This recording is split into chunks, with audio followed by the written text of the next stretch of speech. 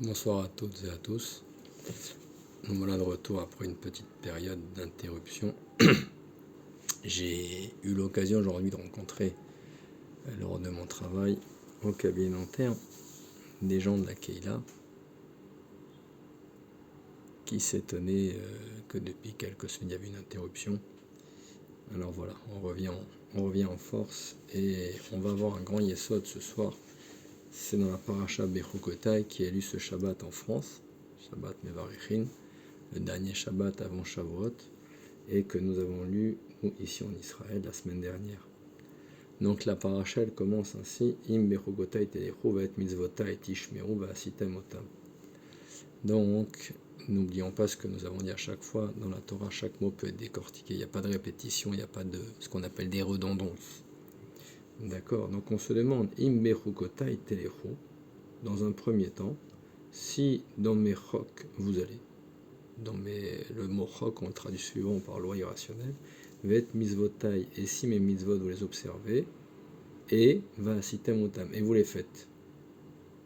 Et la récompense à tout ça, vous aurez venatati kishmechem, vous aurez de la dagashmiut, du matériel, donc qui se concrétise par de l'eau dans les champs, les plantations beitam, au bon moment. Venatna aret sivula, la terre donnera donc sa production. Ve'etz asade iten perio, et les champs donneront donc leurs fruits. Ça c'est la première partie de la récompense. Venatati shalom baretz, deuxième partie de la récompense, il y aura la paix sur votre terre, le shalom. Troisième partie, venatati et mishkani, et alors là uniquement je pourrai venir. Donc on résume ce qu'on vient de dire. Si jamais vous allez, n'oubliez pas ce mot téléro, vous allez dans mes chukim, première étape. Deuxièmement, vous faites mes mitzvot. Non, tishmer, vous protégez mes mitzvot. Et troisième partie, vous les ferez. Alors vous aurez quoi?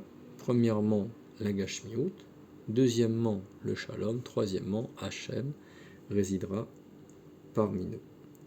Donc ça, c'est on voit les trois parties, d'accord? La pluie, la paix, la résidence d'Hachem. Alors, ce qu'on a dit tout à l'heure, qu'est-ce que ça veut dire? Im bechukotai telechu, si vous allez dans mes chok, ce qu'on traduit par les statuts, les lois irrationnelles.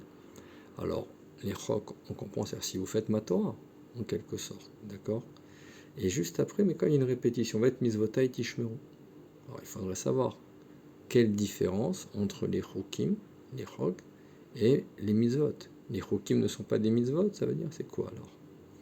Donc, et que ce qu'il nous dit Rashi, il nous dit vet mitzvotai tishmeru, de quelle mitzvah on parle? Voilà. Là, on va arriver au yesod de ce qu'on veut voir ce soir.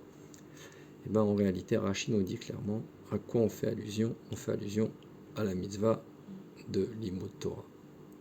Voilà. Donc, comment comprendre cela? Im bechukota et telechu. En première question, donc, on a dit apparemment, im bechukota et telechu, ça vient pas de la Torah en général. Mais alors, pourquoi la Torah en général s'appelle un chok? Puisqu'on a dit que la deuxième étape va être mitzvotai tishmeru, c'est une mitzvah. Tishmeru, apparemment, nous dit Rashi. Ça peut être difficile à comprendre. Il nous dit de quoi on parle. Im bechukotai, si vous allez dans mes statuts, va être mitzvotai, vous garderez. Donc, on parle de la mitzvah d'étude de la Torah. Alors, la mitzvah, comment comprendre que l'étude de la Torah, ça s'appelle un chok. D'accord? On n'a pas l'impression de cela. Quelqu'un qui étudie donc la Torah, ça s'appelle un chok. Ça rentre, cette mitzvah en particulier, qu'on exclut des autres mitzvot dans le pasuk, ça parle de l'étude de la Torah. Donc, ça c'est la première question. Pourquoi l'étude de la Torah s'appellerait donc une loi irrationnelle? Intéressant. Deuxième question, on a vu donc qu'il y a trois parties dans notre récompense. Si jamais on fait les mitzvot, la Torah, comme on a dit, et on applique, sitem otam, alors qu'est-ce qu'on a? On a dit le matériel, la paix et la résidence d'Hachem. D'accord? Donc ça, ce sera les trois niveaux. Donc comprendre la logique, en quoi l'un mène à l'autre. Voilà. Comme on a dit, la matérialité mènerait donc au shalom, et le shalom à la résidence d'Hachem parmi nous. Comprendre comment ça va se construire. D'accord. Le Rav Israël Salanter, il nous répond donc à notre première question, Im Bechukotai, cette mitzvah d'étude de la Torah, qu'on appelle donc un chok. Il nous explique qu'en réalité, quand on étudie la Torah, en réalité, il y a toujours deux parties. D'accord. Il y a une première partie où on va étudier la Torah pour apprendre donc les halachot, les lois, d'accord, pour connaître les lois et notre patrimoine culturel et culturel, d'accord. Donc ça s'appellerait des mishpatim. Il y a des choses qu'on étudie dans la Torah, ça nous parle beaucoup, c'est clair, c'est très concret, ça s'appelle les mishpatim. Maintenant, dans la mitzvah de l'Imoud Torah, il faut comprendre que pour ceux qui étudient Baruch Hashem au quotidien, et on essaye le plus possible d'en faire partie, Bezrat Hashem, il y a une partie qui s'appelle un chok, et le chok, c'est pas dans le texte. En réalité, ça va être le hamal, les efforts qu'on va mettre dans l'étude de la Torah. Qu'est-ce que ça veut dire? Des fois, il est ramené, je crois que c'était dans Pirkei Avot, il est marqué que l'étude d'une page de Gemara, l'étude de 100 fois l'étude de la même page, n'est pas comme 101 fois l'étude de la même page. Alors, les scientifiques nous diront oui, 101 c'est 100 plus 1, c'est pas pareil. Non. En réalité, on va dire par là que 101 n'a rien à voir avec 100. Pourquoi? Parce qu'on parle des efforts dans la Torah. Une personne, elle peut s'être fatiguée à un certain moment, déjà avoir fait 100 fois la même page de Gemara, c'est pas mal, mais malgré tout, elle peut arriver à un moment où elle sature. Et c'est ça qu'on appelle le Hamal Batorah. Donc ça, c'est la définition de Rav Israël Salanter. En quoi il y a une partie logique dans l'étude de la Torah, et après une partie illogique qu'on appelle donc le Hamal, la souffrance, les efforts qu'on va faire. Pas la souffrance, c'est péjoratif dans la langue française tel que c'est traduit. Dans la langue gauloise, non, pas la souffrance, les efforts. Une personne qui s'entraîne à faire de l'haltérophilie, n'est-ce pas, à lever 80 kg, plus 90 kg, puis 100 kg, eh ben, c'est pas la même chose. Qu'est-ce que ça veut dire? Les efforts qu'on a fait, c'est pas des souffrances, c'est le travail qu'on a mis pour avancer. Donc ne pas traduire un mal par une souffrance. Et le Rav Dessler nous explique une chose, c'est que par ces efforts, on va faire ce qu'on appelle un kinyan. C'est quoi un kinyan? Une acquisition. Comme quelqu'un qui se fatigue dans l'étude de la Torah ou dans l'éducation de ses enfants ou dans son travail pour le faire le plus parfaitement possible, et bien dans cette manière d'agir, on fait un kinyan. Comme je dis souvent à les Havdil, mais pour comprendre cette idée, aux gens que je soigne, faites attention à un dentiste qui vous dit je fais mon travail maintenant un peu machinalement depuis 20 ans que je le fais. Non. Chaque jour, quand on fait notre travail, on doit avoir un chidouche dedans. Et les Havdil, pareil dans le Limud Torah. Pas de routine. Le plus grand ennemi du Limud Torah s'appelle la routine. Le Or HaChaim Akadosh, on vient nous expliquer qu'est-ce qu'on appelle un chok. En réalité, non, lui nous différent. Il nous donne un autre pshat, une autre explication. Un chok, c'est pas quelque chose d'irrationnel dans le comportement. Un chok, ça veut dire fixer une portion. Un chelek. C'est quoi une portion? Ça veut dire qu'une personne, chaque jour, elle va fixer kavata et timba Torah. On dirait que le mot chok, d'après le Or HaChaim Akadosh, ce serait synonyme d'un chelek. Le Keli Yakar, il vient nous expliquer donc Mida Keneged Mida. On va revenir maintenant à ce qu'on a demandé au départ. Ces trois éléments, donc le Keilou, il faut faire attention aussi. Ce passouk est très intéressant, encore une fois, comme je vous le dis à chaque fois, c'est plus une réflexion qu'on est en train de déclencher, mais pas une dracha de bar mitzvah, même si c'est très très joli, avec question-réponse. Non, nous on restera au stade de la question. Désolé. Qu'est-ce que ça veut dire? Ça veut dire qu'en réalité, on a vu donc qu'il y a trois niveaux Keilou. On fait l'étude de la Torah, les mitzvot, vasitem otam. Eh bien, on aura la matérialité, on a dit. Par la suite, on aura donc le Hachem, donc excusez-moi, le shalom, et après Hachem qui va résider parmi nous. Il nous donnera une récompense. Donc c'est bizarre. Le Keleyakar demande Mida Keneged Mida, c'est-à-dire que si quelqu'un maintenant, il étudie correctement, si tu te comportes bien, bah, tu auras un cadeau, tu auras une carotte. D'accord? Ça veut dire que la personne qui va faire la Torah, eh ben, elle va être récompensée. D'accord?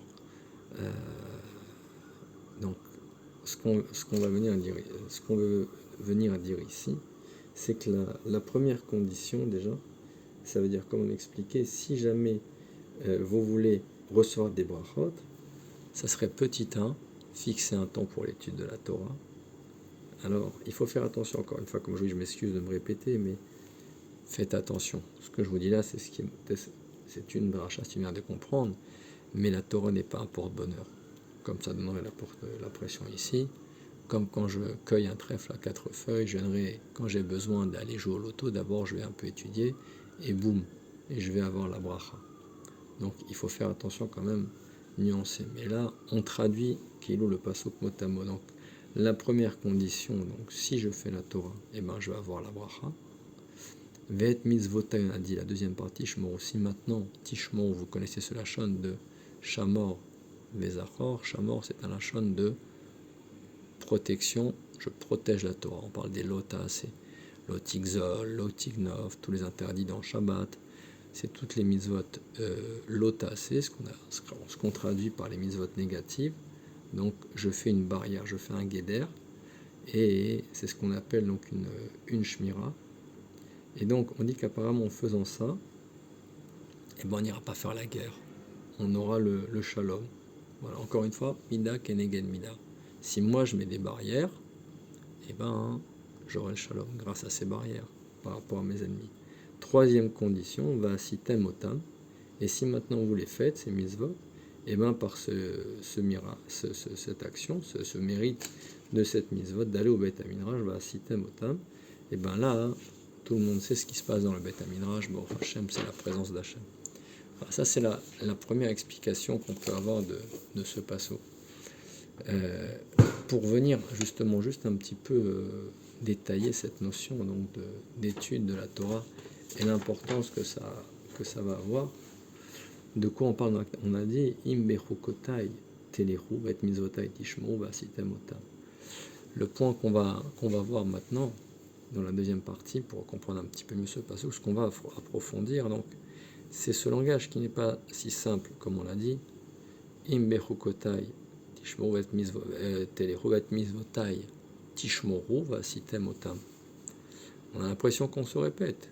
Dis-moi, tu fais la Torah, tu seras récompensé. Donc, on va essayer de comprendre un petit peu ce langage. Vim bechukotai telechu, c'est quoi? On a l'impression qu'on c'est qu'on se déplace. C'est quelque chose de physique. Mais mitzvot, vous les protégerez, ça je peux comprendre, on l'a expliqué. C'est toutes les barrières qu'on doit mettre pour ne pas l'otaturu, achare levafrem, achare nechem. Protéger ses yeux, protéger son cœur. D'accord, va sitem otam. On a dit, mais que veut dire immechukotai telechu? C'est où? On doit aller où exactement? C'est quoi ce lachon qui est quelque chose d'actif, ce langage de dire ou de se déplacer? Alors, ce qu'on va essayer de comprendre ici, c'est que, comme c'est marqué Nimsa, Ameala Bederer Zo Kol Yamav, Over et Hashem, Oved et Avet et Hashem Tamid. C'est-à-dire que il va falloir comprendre ce qu'on va expliquer un petit peu ici. C'est une chose très précise. Se dire que maintenant, ça va être une conduite de vie. C'est ça qu'on comprend de ce passouk. C'est pas juste je prends le livre de Halachot, de loi, le Shulchan Aruch, et j'applique ce qui est marqué dedans. Il y a marqué telle loi ou quand j'étudie. Non. Ça veut dire il va falloir maintenant que ça soit imprégné en moi dans chaque action que je fais. Le Sifrei Moussar, donc, qui est divisé en plusieurs chapitres, nous donne des conduites donc, de comment avancer dans la vie pour un Ben Torah, pour quelqu'un qui est chômé à mitzvot. Et il donne un exemple comme ça. Il dit qu'une fois, il y avait tout un groupe de personnes qui étaient assis à table, tous autour d'une table. C'est un peu violent comme exemple, hein. Je vous le ramène tel qu'il est écrit, encore une fois, il n'y a rien de moins. C'est un peu violent. Et ils étaient tous en train de manger, tous assis ensemble, et on voyait aucune différence entre toutes ces personnes, jusqu'à ce que Simon et Tachel, ils ont fini de manger, et il y en a un qui est resté, chacun est parti de son côté, allez, salut, à la semaine prochaine, et il y en a un qui est resté assis à table, qui n'a pas bougé. Alors ils ont dit, pourquoi lui s'en va pas? Pourquoi lui reste là alors que tous les copains sont partis? Ils se sont mis à côté de lui, se sont approchés, et qu'est-ce qu'ils ont vu? Ils ont vu que ce bonhomme, il était Katoar Raglaim. C'est quoi Katoar? C'est la chaîne coupée. Raglaim, c'est les jambes. Je pense que vous aurez compris ce que ça veut dire. Qu'est-ce qu'on apprend d'ici de ce machal un petit peu violent? Je vous le ramène tel qu'il est écrit, pour dire la comparaison est un petit peu dure quand même. On dit qu'au Beth Midrash, quand vous allez étudier au Rachem dans un Beth Midrash, vous voyez que il n'y a pas de différence entre les personnes qui sont assises. Vous voyez des personnes qui s'assoient. Je me rappellerai toujours quand j'allais au shiur à la yeshiva chez Rav Eman. Je voyais que le Rav reprenait avec nous mot à mot les mots de la Gemara comme s'il les découvrait.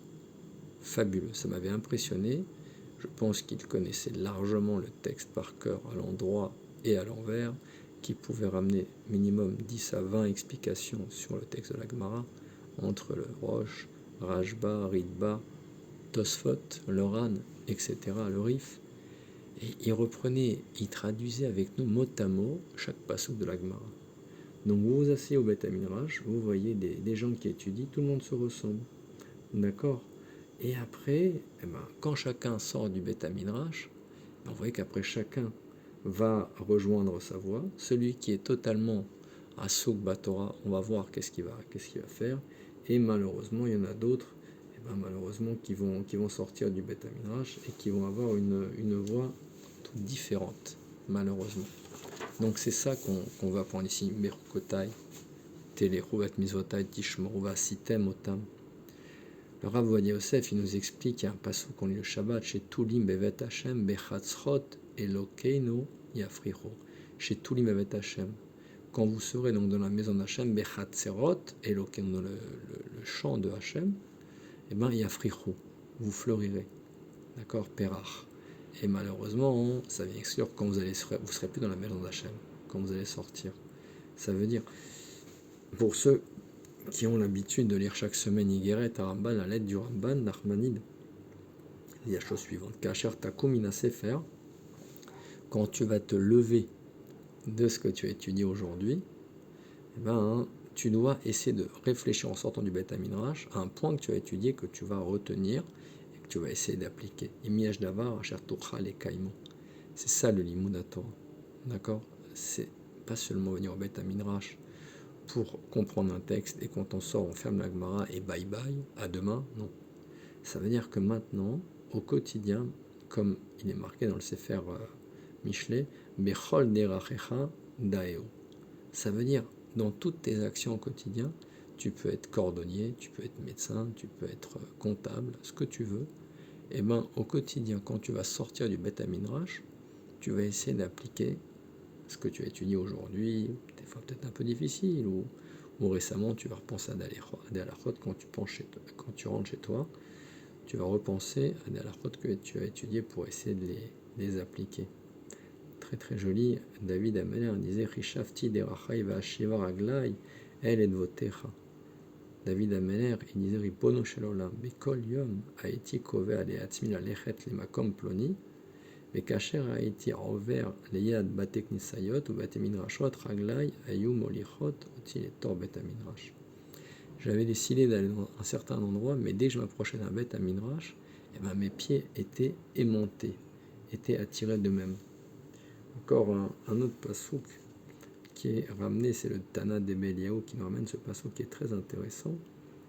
Dans la Gemara Avodah Zarah, on en parle, on dit que les olam, Yassi Madame Atzmo al Divrei Torah, Keshor les Ol ou Kechamor les Masoy.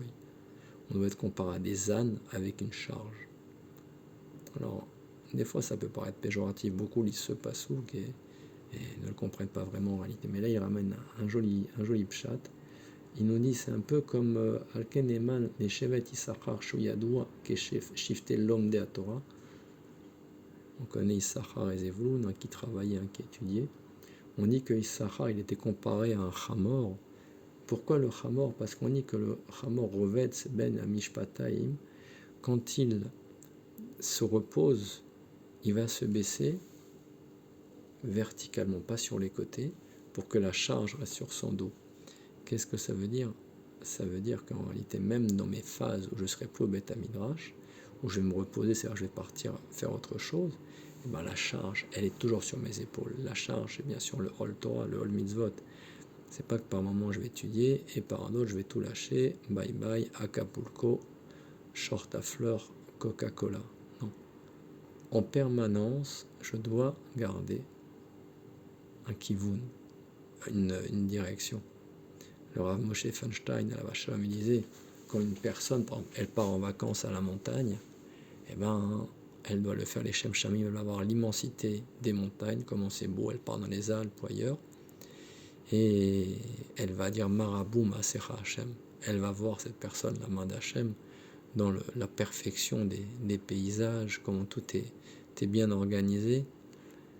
De la même manière, il disait quand quelqu'un part en vacances, c'est pas que je pars en vacances pour m'éclater, c'est que je pars en vacances en réalité les Shem Shamaim pour reprendre des kochot, pour reprendre le seder, pour reprendre l'étude.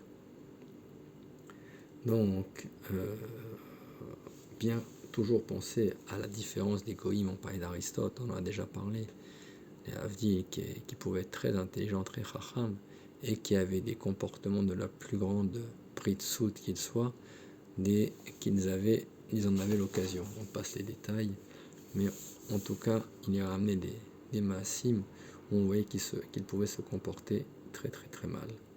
Donc, qu'est-ce que pour en revenir à nous, donc le Maran Bet Yosef, il explique, même quand maintenant je vais marcher, même quand je lève mes pieds, eh ben, je dois réfléchir l'Archov Batora. D'accord? Quand je pose mon pied, pareil. Eno chayav lidbonen beze, sheyarzor l'Archov Batora ou beze tiye chatzi petiat bedvar Torah, l'achat kama vekama. À chaque pas que je fais, d'accord, je dois penser à le faire les Shem Shamim Shiviti Hashem, les Negedi Tamid. En permanence. En permanence, je fais régner Hashem dans mes pas. On explique donc, juste pour finir sur cette petite réflexion sur le comportement qu'on doit avoir au quotidien et mieux comprendre ce pasouk. D'un côté, ce qui est intéressant, c'est que ce pasouk, on va voir autrement. Et de l'autre, voir un petit peu ce qu'on vient d'expliquer, comment ça sort de ce pasouk. Pour dire c'est bien joli, mais bon, d'où ça vient? Voilà, maintenant vous avez une base, comprendre que c'est pas juste. On voit des gens qui ont l'air plus religieux que d'autres. Non, c'est une des lois du code de la Torah, le comportement qu'on doit avoir au quotidien. C'est bien beau d'étudier au Beth Midrash, d'être le plus fort, le plus rapide pour comprendre une sugya quand on étudie la Gemara, mais au-delà de ça, comment la personne se comporte. Je me rappelle une fois, j'avais parlé avec le Rav Ben Chetrit et il me racontait, il était allé à l'hôtel une fois pour un séminaire avec le Rav Menaché et avec le Rav Ron Shaya, des séminaires où j'allais à l'époque, au Rachaim. Et il avait vu que l'un des rabbanim était en train de faire le lit de l'autre Rav et qu'il allait dormir. Il avait un petit peu honte qu'on lui fasse son lit. Mais pourquoi tu fais ça? Il dit parce que Kavod à Torah, je te fais ton lit parce que c'est Kavod à Torah. C'est la manière de se comporter au quotidien, comme on doit être. Kavod à la Bériot, on doit faire le Kavod à ceux qui sont Shomrei Mitzvot. D'accord?